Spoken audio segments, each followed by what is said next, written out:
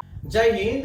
आज के वीडियो में विश्लेषण करेंगे राजनैतिक विज्ञान के इतिहास पर। तो थाम लीजिए एक जगह और आज का विश्लेषण सुनना शुरू कर दीजिए, शायद आपको भी इससे कुछ ना कुछ सीखने को मिले। तो आज का विषय समझना शुरू करते हैं।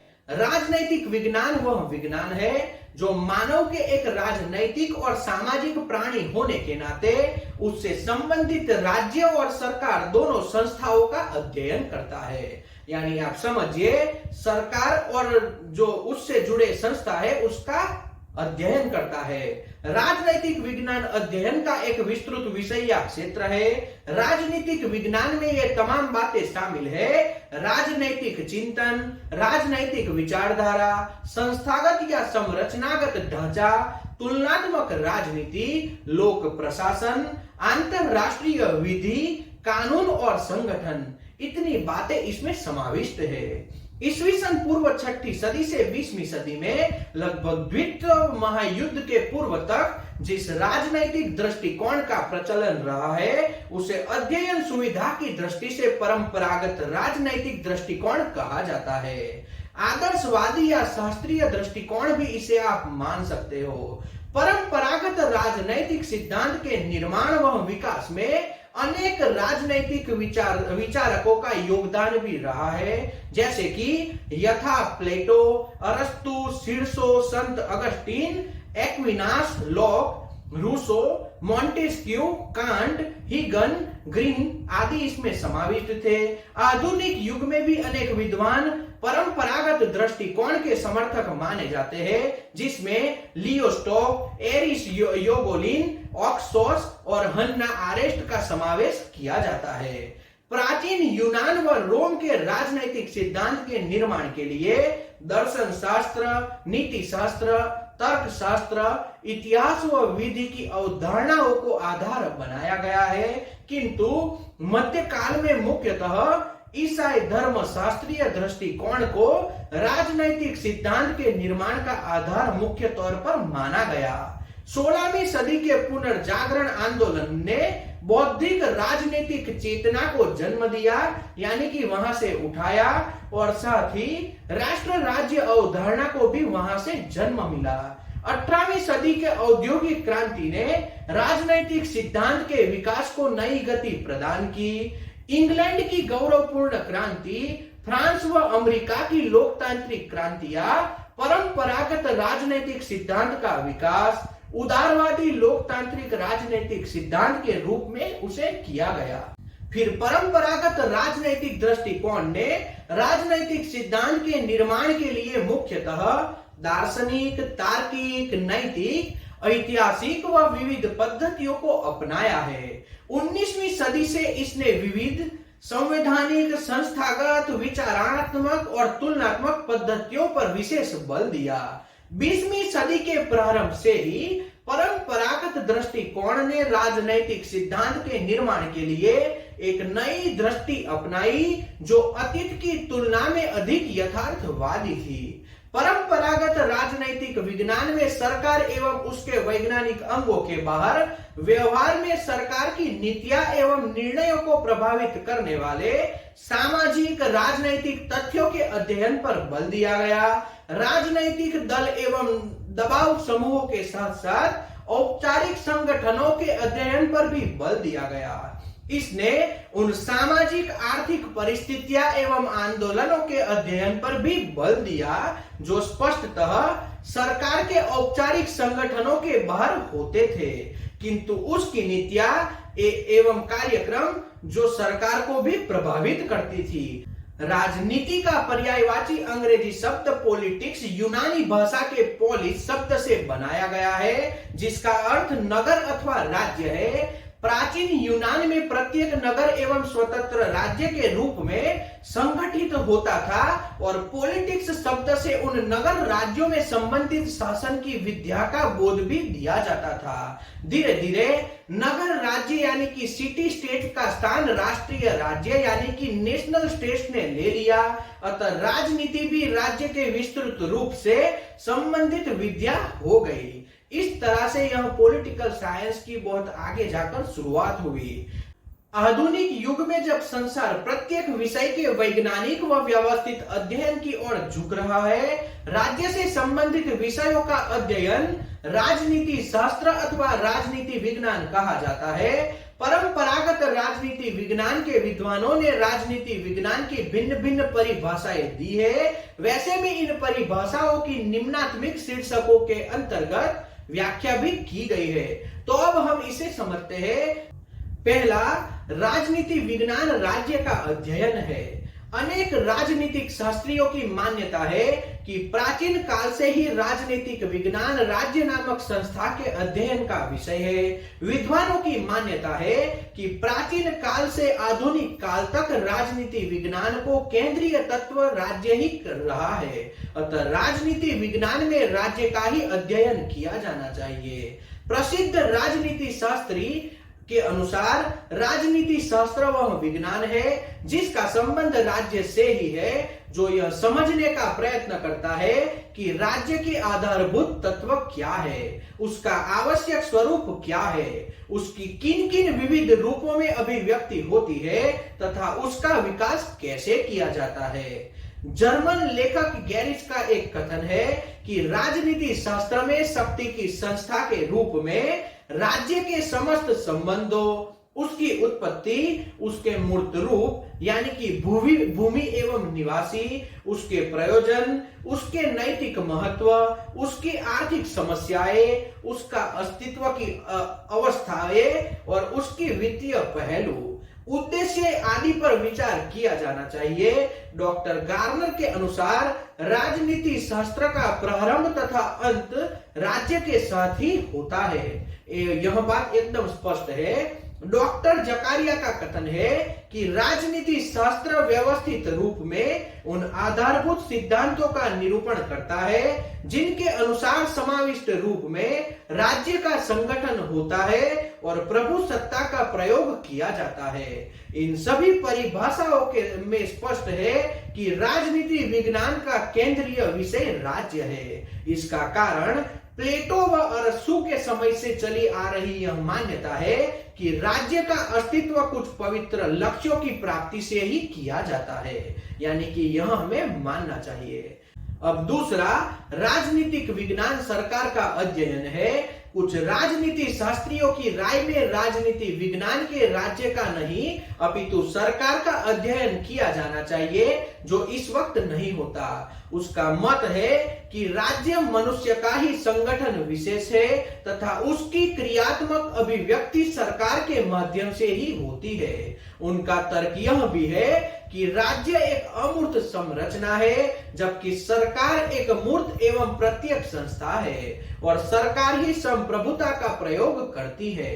सरकार ही एक राज्य का वह यंत्र होता है जिसके द्वारा उससे उसके उद्देश्य तथा प्रयोजन कार्य रूप से परिणाम स्वरूप देखे जाते हैं। अतः राजनीति विज्ञान में सरकार का ही अध्ययन होना चाहिए, जो इस वक्त बिल्कुल नहीं होता। सीले के अनुसार राजनीति विज्ञान शासन के तत्वों का अनुसंधान उसी प्रकार होता है जैसे संपत्ति शास्त्र का संपत्ति का, जीव विज्ञान में जीवन का, अंक गणित में अंकों का तथा रेखा गणित के स्थान पर एवं लंबाई चौड़ाई का किया जाता है।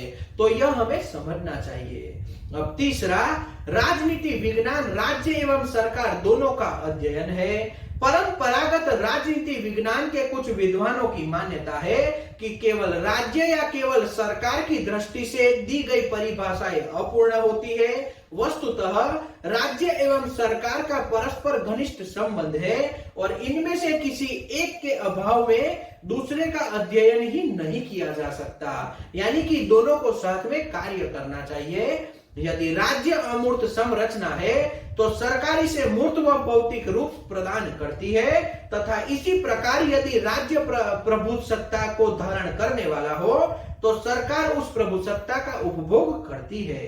अतः राजनीति विज्ञान के अंतर्गत इन दोनों का ही अध्ययन किया जाना चाहिए। पॉल जेनेट के अनुसार राजनीतिक विज्ञान सामाजिक विज्ञानों का वह अंग है जिसमें राज्य के आधार तथा सरकार के सिद्धांतों पर विचार किया जाता है। तो यह बात भी हमें ध्यान में रखनी चाहिए। डिमोक के अनुसार राजनीति विज्ञान का संबंध राज्य तथा उसके साधन सरकार के साथ होता है। ग्रिलक्राफ्ट के संक्षिप्त परिभाषा देते हुए कहते हैं कि राजनीति विज्ञान राज्य व सरकार की सामान्य समस्याओं का अध्ययन करता है। तो इन सभी बातों को हमें ध्यान में रखना चाहिए। अब चौथा, राजनीति विज्ञान मानव तत्व के संदर्भ में अध्ययन करता है। कुछ राजनैतिक शास्त्रीय उपरोक्त परिभाषाओं को पूर्ण नहीं मानते, क्योंकि इन परिभाषाओं में मानव तत्व की उपेक्षा की जाती है। इनकी मान्यता है कि राज्य या सरकार अध्ययन बिना मानव के उद्देश्यहीन एवं महत्वहीन है, क्योंकि इनका निर्माण मानव के हित के लिए ही हुआ है। अतः मानव तत्व का अध्ययन अनिवार्य है, जो इस वक्त की सरकार के द्वारा बिल्कुल नहीं किया जाता। यह हमें समझना चाहिए। प्रोफेसर लास्की के अनुसार राजनीति शास्त्र के अध्ययन का संबंध संगठित राज्यों में संबंधित मनुष्य के जीवन से होता है।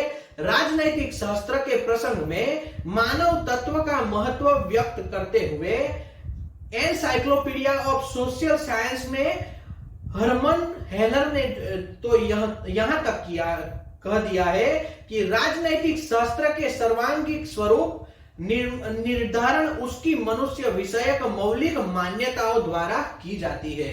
वस्तुतः इसका अर्थ यह होता है, राजनैतिक विज्ञान एक ऐसा सामाजिक विज्ञान है जिसके अंतर्गत इस तथ्य का भी अध्ययन किया जाता है कि किसी संगठित राजनैतिक समाज में स्वयं मनुष्य की स्थिति क्या है।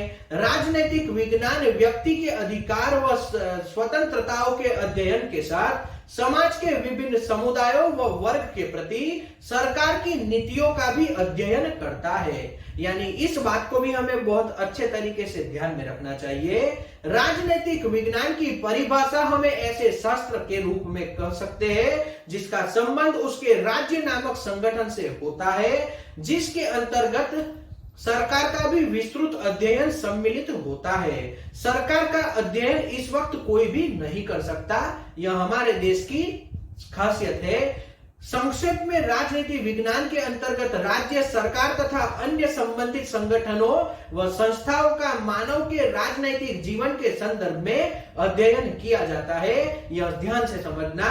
राजनीति विज्ञान से संबंधित परंपरागत परिभाषाएं निम्न प्रवृत्तियां इंगित करती है। उसके पारंपरिक संदर्भ में राजनीतिक विज्ञान राज्य का सरकार दोनों का अध्ययन करती है।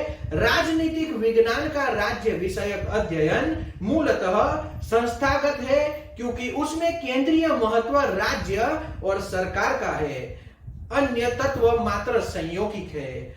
अब चौथी बात, राजनैतिक विज्ञान औपचारिक रूप से राजनैतिक संस्थाओं का अध्ययन करते हुए राज्य के संविधान में निहित कानूनी वास्तविकता को अध्ययन का आधार बनाता है। तो यह बात भी हमें ध्यान में रखनी चाहिए। परंपरागत राजनीति विज्ञान राजनीतिक प्रक्रियाओं के अध्ययन की अपेक्षा राज्य के नीतियों के अध्ययन पर बल देकर की जाती है, लेकिन इस वक्त हम भारत में किसी भी राजनीतिक बात पर बल नहीं दे सकते।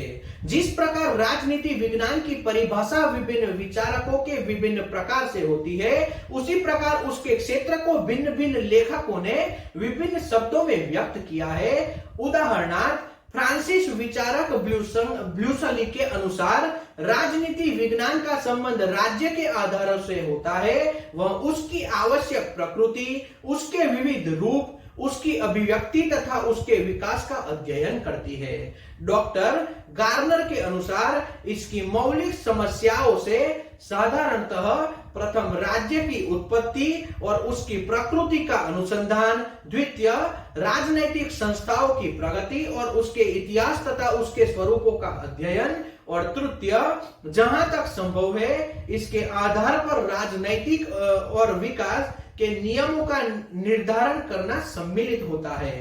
तो इन तीन बातों का इसमें ध्यान रखना चाहिए। गैलेट ने राजनैतिक शास्त्र के क्षेत्र का विस्तृत वर्णन करते हुए लिखा है, ऐतिहासिक दृष्टि से राजनीति शास्त्र राज्य की उत्पत्ति, राजनैतिक संस्थाओं के विकास, तथा अतीत के सिद्धांतों का अध्ययन करती है। वर्तमान का अध्ययन करने में यह विद्यमान राजनैतिक संस्थाओं तथा विचारधाराओं का वर्णन, उनकी तुलना तथा वर्गीकरण करने का प्रयत्न करता है। परिवर्तनशील परिस्थितियों तथा नैतिक मापदंडों के आधार पर राजनैतिक संस्थाओं तथा क्रियाकलापों को अधिक उन्नत बनाने के उद्देश्य से राजनीति शास्त्र भविष्य की ओर भी देखता हुआ यह भी विचार करता है कि राज्य कैसा होना चाहिए। यानी कि यह सब बातें पहले से बताई गई, लेकिन आम नागरिकों को इस विषय में कुछ भी नहीं पता। राजनीति शास्त्र के क्षेत्र के विषय में अब तक के विश्लेषण की परिभाषाओं से 3 विचारधाराएं सामने आई है, जो अब ध्यान से समझना। पहली, राज्य को राजनीति विज्ञान का प्रतिपाद्य विषय मानती है। दूसरा, विचारधारा सरकार पर ही ध्यान केंद्रित करती है। तीसरा, विचारधारा राज्य व सरकार दोनों को राजनीति विज्ञान का प्रतिपाद्य विषय मानती है। परंपरागत राजनीति विज्ञान का क्षेत्र निर्धारण करते हेतु संयुक्त राष्ट्र संघ की यूनेस्को द्वारा सितंबर 1948 में विश्व के प्रमुख राजनैतिक शास्त्रियों का सम्मेलन आयोजित किया गया, जिसमें परंपरागत राजनैतिक विज्ञान के क्षेत्र के अंतर्गत निम्नलिखित अध्ययन विषय शामिल किए जाने का निर्णय लिया गया, जिसमें 4 बातें सामने रखी गई थी। पहला, राजनीति के सिद्धांत, अतीत और वर्तमान के राजनैतिक सिद्धांतों एवं विचारों का अध्ययन। दूसरा, राजनैतिक संस्थाएं, संविधान, राष्ट्रीय सरकार, प्रादेशिक व स्थानीय शासन का सरल व तुलनात्मक अध्ययन। तीसरा, राजनैतिक दल, समूह एवं लोकमत, राजनैतिक एवं समूहों का राजनैतिक व्यवहार, लोकमत तथा शासन में नागरिकों के भाग लेने की प्रक्रिया का अध्ययन। चौथा, अंतरराष्ट्रीय संबंध, अंतरराष्ट्रीय राजनीति, अंतरराष्ट्रीय विधि, अंतरराष्ट्रीय संगठन तथा अंतरराष्ट्रीय प्रशासन का अध्ययन। इन 4 बातों के ऊपर इसमें जोर दिया गया। तो किस तरह से राजनीति विज्ञान के ऊपर 6ठी सदी से लेकर 20वीं सदी के मध्य भाग तक बहुत लंबा विचार विमर्श किया गया, और अंत में जो आज के विश्लेषण में हमने यह विस्तृत रूप से आप लोगों के सामने जो राजनीतिक विज्ञान की विषय में जो हमारा विश्लेषण था वह रखने की कोशिश की है। आप इसे समझना और इस वीडियो को स्किप बिल्कुल मत करना। जहां पर आपको कुछ भी समझ नहीं आता वहां से उस वीडियो को वापस सुनने की कोशिश कीजिए, आपको वह समझ आएगा। और आने वाले दिनों में इसमें जो छोटी छोटी बातें बताई गई है उसको हम विस्तृत रूप से विश्लेषण करेंगे। यानी कि जिस बात को आपको समझ नहीं आता आप हमारी चैनल को सब्सक्राइब कर लीजिए और इस वीडियो को लाइक कर लीजिए, ताकि इसमें जो छोटी छोटी बातें बताई गई है उसका जब हम विश्लेषण करें तो वह वीडियो आप तक पहुंच सके। तो आज का विश्लेषण यहीं तक रखते हैं। आज के वीडियो में हमने बहुत लंबी बात बताई, लेकिन बहुत से ऐसे शब्द हैं जो आपको अच्छे से समझ नहीं आएंगे, तो आने वाले वीडियो में आप उसे अच्छी तरीके से समझ लेना। तो इसलिए हमारी चैनल को सब्सक्राइब कीजिए। आज का वीडियो यहीं तक रखते हैं। अगर यह विश्लेषण आपको पसंद आया हो तो वीडियो को लाइक और शेयर कीजिए, चैनल को सब्सक्राइब कर लीजिए, क्योंकि आप जितना वीडियो देखते हो उसी से हमको कुछ ना कुछ पैसे मिलते हैं, और अगर पैसे मिलेंगे तो आगे हमें इस तरह के वीडियो बनाने में मदद मिलेगी। तो आज का वीडियो यहीं तक। जय हिंद।